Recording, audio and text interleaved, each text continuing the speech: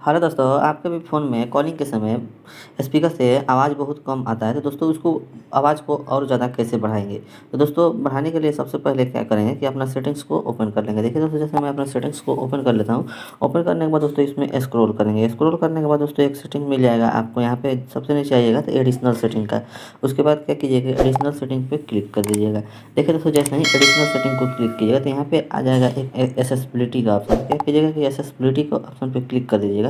जैसे ही एक्सेसिबिलिटी के ऑप्शन पे क्लिक कीजिएगा तो यहाँ पे देखिएगा कि एक ऑप्शन आएगा मोनो ऑडियो का। तो मैं यहाँ से क्लिक करके, देखिए दोस्तों मेरा मोनो ऑडियो ऑन है। तो दोस्तों आप भी यहाँ से क्लिक करके अगर मोनो ऑडियो को बैलेंस कर देते हैं तो दोस्तों ये क्या होगा कि आपको दोनों साउंड का आवाज़ बिल्कुल क्लियर आएगा। जैसे ही फ़ोन पुराना हो जाता है ना दोस्तों, तो एक स्पीकर बंद हो जाता है और आप अपना मोनो ऑडियो को ऑन कर लेते हैं, तो दोस्तों बिल्कुल आसान तरीक़े से आपको आवाज़ सुनाई देने लगा। तो दोस्तों एक सेटिंग्स हो गया, और दूसरा सेटिंग्स में आने के लिए क्या करेंगे, यहाँ से बैक हो जाएंगे।